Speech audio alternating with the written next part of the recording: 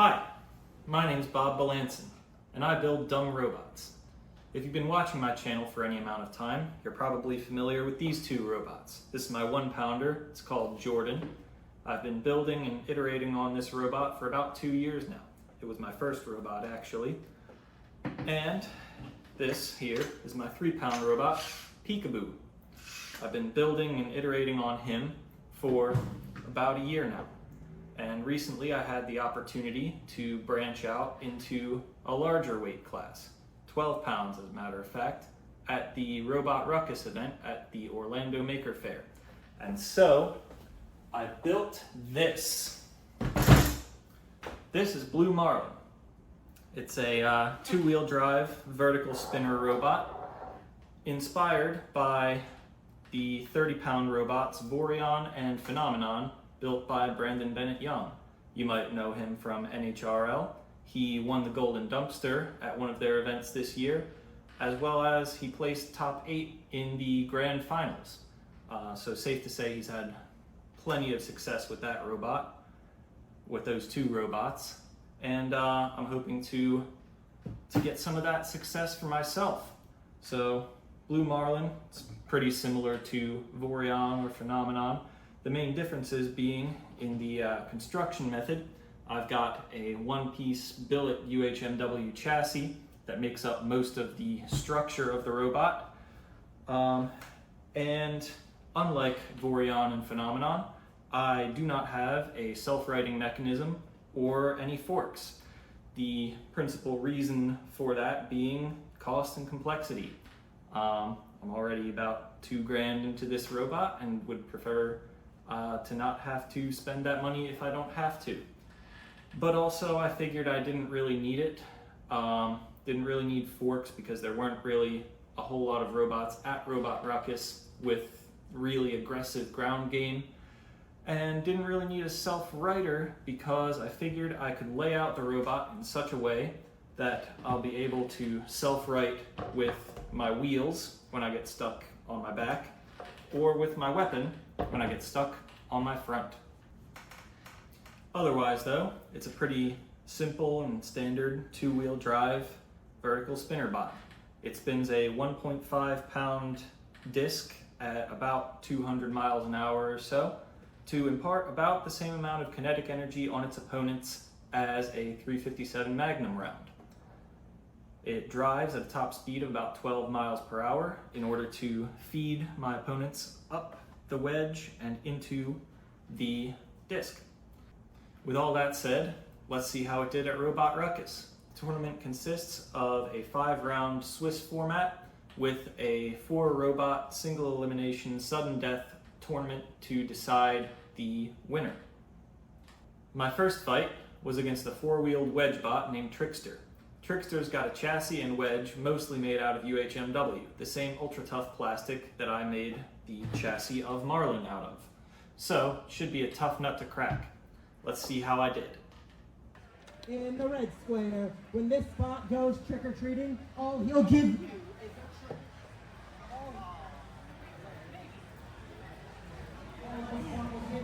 is a trick. It's Trickster! And in the blue square, there's a fishy smell in the air. Working on smaller Marlin!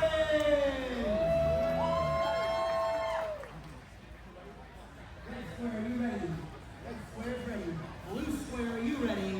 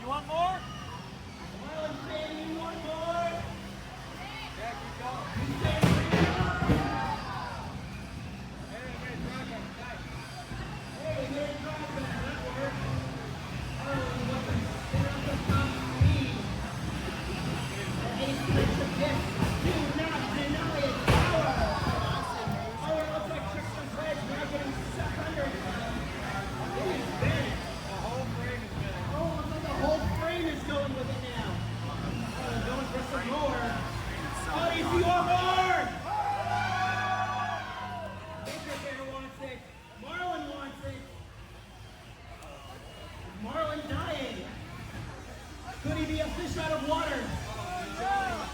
I don't believe what I'm seeing. Marlin controlling this first half of the match. Now he's just struggling to stay alive with 1 minute and 20 seconds left on the clock. Trickster still moving just barely. Marlin twitching in place. What the hell is going on here? He doesn't know what's going on with his robot. Trickster, he might be in trouble. Still moving, and that counts as translational movement. Any movement is movement. You can hear the distance. I can hear the national anthem played by the Trickster foil. That's cool. Marlin still trying to stay alive. 45 seconds to go. It's going to be a close one if these two can just hang on. Are your batteries? They're trying to attack one another. Yeah, I don't know. Uh-oh, Marlin, he hasn't budged since that last movement. 30 seconds. 30 seconds to go, Marlin's moving now. Very close to a count out. Marlin popping in place, just fighting itself. Trickster, just glad he's not getting hit in the face as we count down from 10, 9, 8, 7, 6, 5, 4, 3, 2, 1.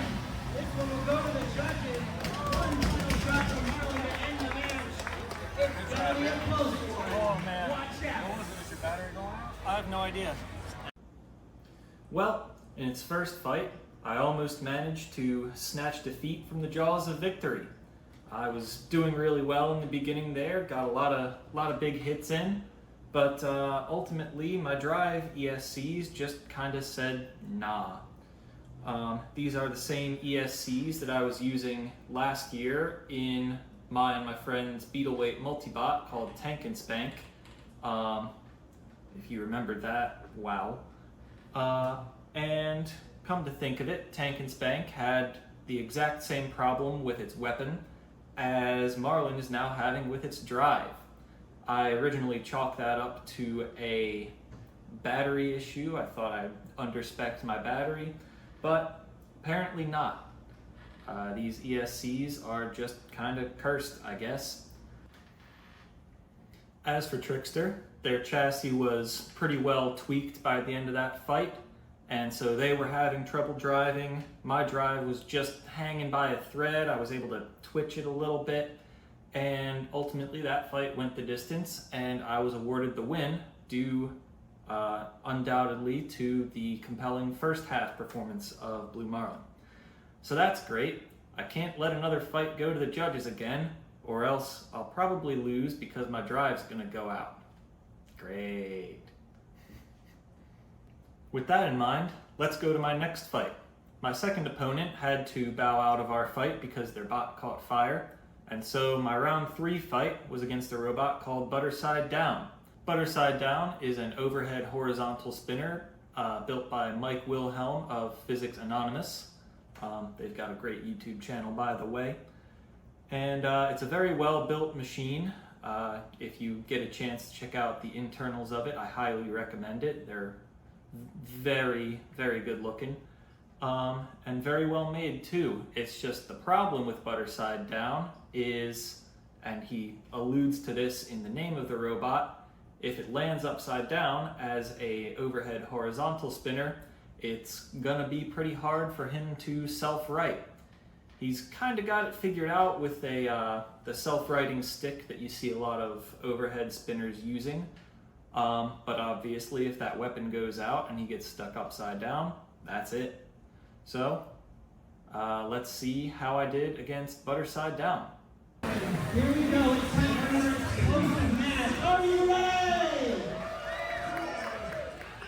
In the red square, here to bring home the dough and bring all the opponents to the post, it's Butterside Down.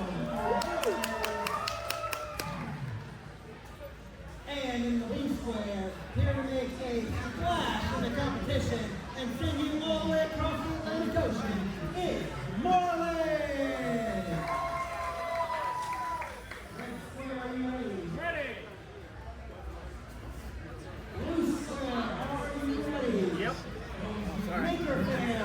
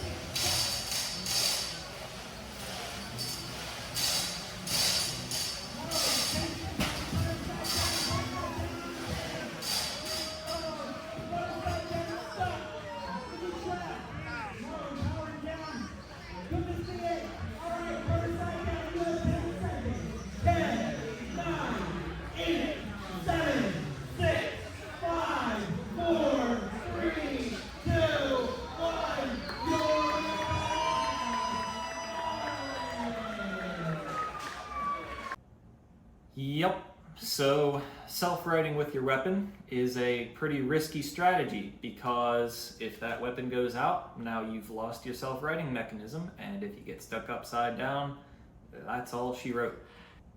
Marlin didn't come out of that fight unscathed either, though. Pretty much every bolt on the robot had either broken or shaken loose in some way.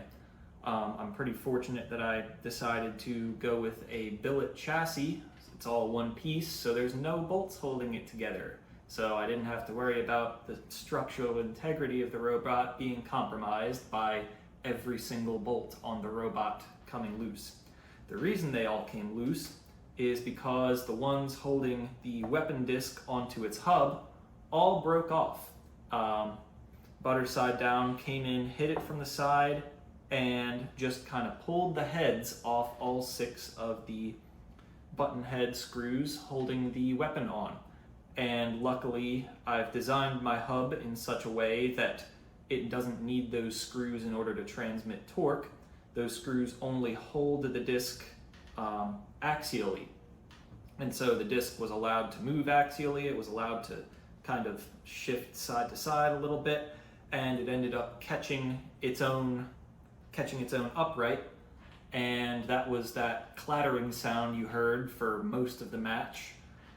But it was able to keep on spinning. Luckily, I got the knockout before anything seriously fell off the robot, and got the win there.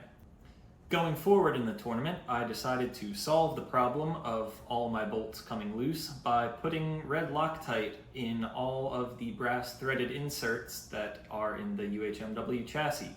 I'll give you a moment to express your disgust. Yeah, I ended up paying dearly for that mistake.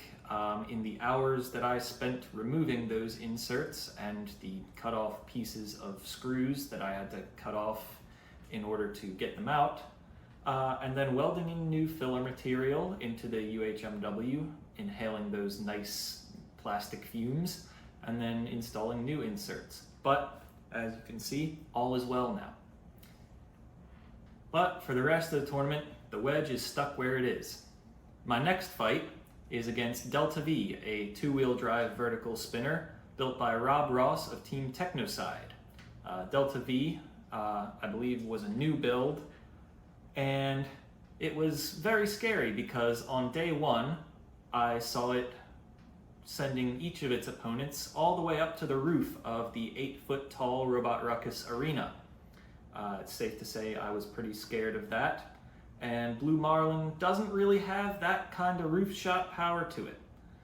But the trade-off there is in maneuverability. When you have that powerful of a weapon and you spin it up to full speed and then you try to turn the robot, it will lift one wheel off the ground. And you've seen a little bit of that so far out of Marlin, but Delta V has got it on a whole nother level. So the strategy going into that fight was to get around to the side of him, make him turn and lift one of those wheels, and then get under it, get a hit on his bottom, on his front, on his back, on his sides, wherever, and just kind of catch him off guard. So let's see how that went. And in the blue square, this bubble takes on a one-ticket cruise ship to Pain Town. It's Marlin!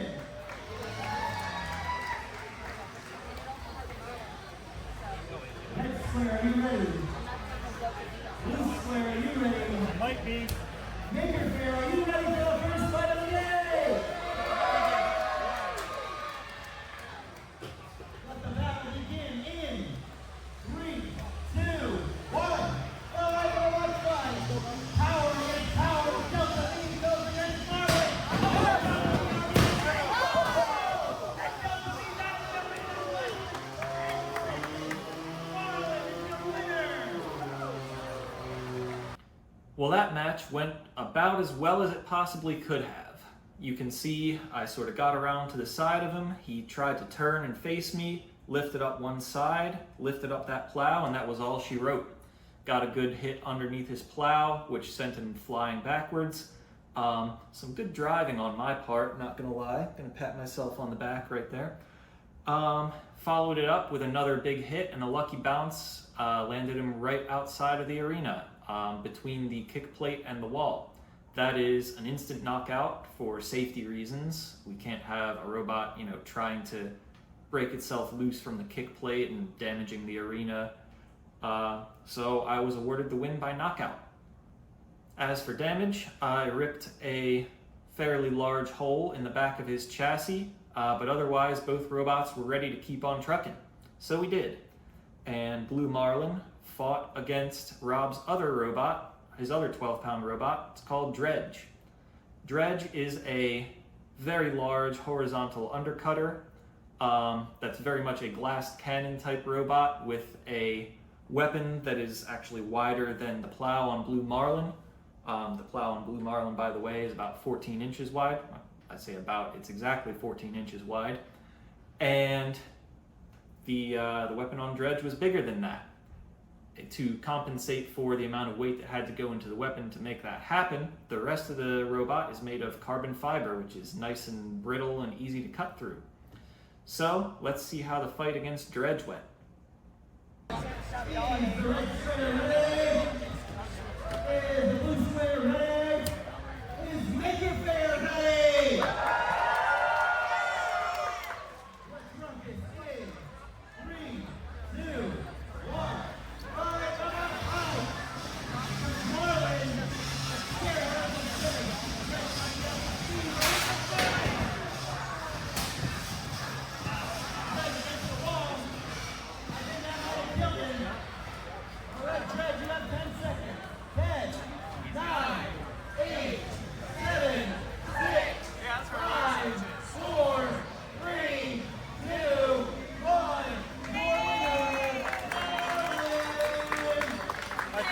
I think I hit his link.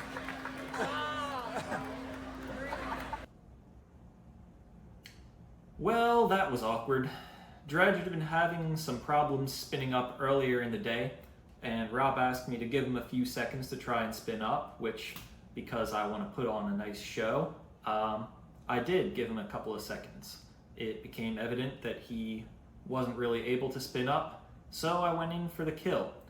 And Rob is just having a bad day at this point because the way I killed him was I sniped his removable link, which acts as a power switch to turn his entire robot off. And with that, Marlin's sitting at 5-0 and gets the #1 seed in the final tournament. At number 4, we have my next opponent, Dropkick, built by Jacob Rogers. Dropkick is a pretty mature build at this point. It has had some success in the past. It placed second at one of NHRL's tournaments last year, and it's been dealing consistently big damage with its gigantic vertical spinner. Just like the Delta V fight, I knew I had the maneuverability advantage on him, so the plan was the same: get around to his sides, make him lift one side, and hit him while he's off guard. Let's see how that went. 4 finalists are Marlin, Ruckus, Trickster, down, and Delta V. We will fight in 4 robots, single elimination tournament. The winner takes home the gold.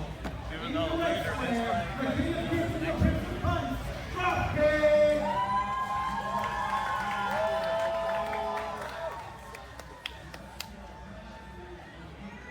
and in the blue square, it's Marlin! Wait, still a chair in there. I just saw it on the TV. I'm like, wait a minute. I mean, the chair can be a primary weapon, just as Big Gill. They might get angry if we break their chairs. Are you ready? We do only rent them. Blue square, are you ready? Yep. Maker, are you ready to get the final? The winner moves on to the championship. 3, 2, 1, fight! Dropkick, the master vertical spinner from Marlin, bounce back to the switch. Marlin already out of his flare, circling Dropkick.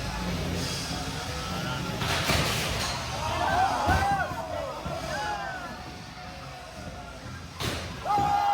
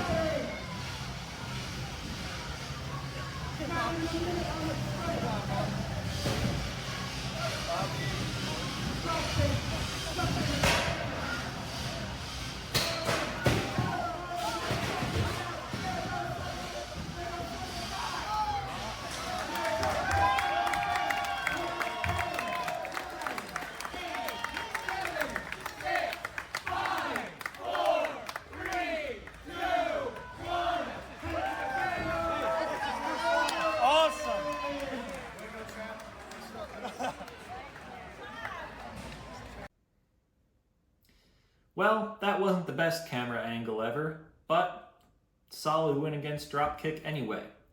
Dropkick had taken some substantial damage earlier in the day, so Jacob was taking a pretty conservative, sort of front towards enemy approach, which is probably the best course of action. You could see in the beginning of that fight, I was kind of scared to go weapon on weapon, so I'm trying to jockey for position and get around him, but I'm just not able to. It doesn't really matter that he's lifting one side of his robot off the ground because he doesn't have a nice little wedge for me to catch onto anyway. So eventually I just had to send it, go weapon on weapon with him, and that first exchange went so well that I was like, hey, let's do it again. And I did it again, and again, and again. As a result, I took the most damage I've taken in any fight so far in this tournament. He put a nice big dent in my front wedge. He put a couple of big gashes in the back of my chassis, which I've since repaired. He hit each of my uprights. You can kind of see, I don't know how well you can see on the camera, but he took a big gash out of each of them, here and here. And he hit each of my wheel guards as well. But he didn't really do any functional damage. He did actually get a direct hit on my weapon hub, right where the pulley is, right where the belt is, but somehow that belt just kept on trucking and put Dropkick down. Unfortunately, because I had quite a bit of damage to repair this time, both on Marlin as well as Jordan, and I was trying to deal with the red Loctite situation that I mentioned before, in order to try and get the dent out of the plow, I didn't get any pictures of the damage after that fight. Yeah, sorry for that, guys, but much more important is that the robots stay running. And since it stayed running, let's go into my next fight against, well, it's a rematch against Butterside Down. At this point, we've both taken pretty substantial damage, and Butterside Down has actually lost its self-righting stick after its previous fight against Delta V. So, the plan here is simple. Flip him up, Butterside Down, haha, again. And yeah, that's it. Flip him up, Butterside Down, so he can't self-right. Let's see how that went.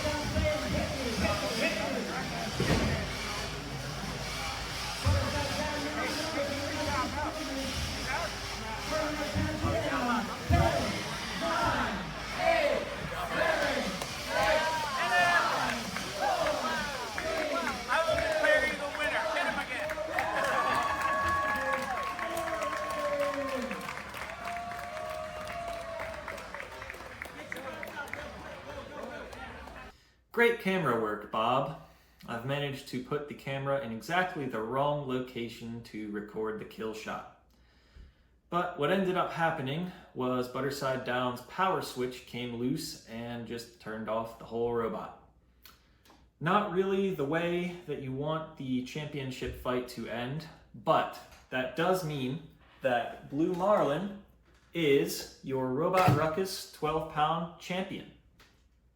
This was a super fun event, pretty hectic because I decided to bring all three of these robots and was kind of repairing them the whole time, but still a very fun event nonetheless. Would definitely go again, and I will definitely go again next year.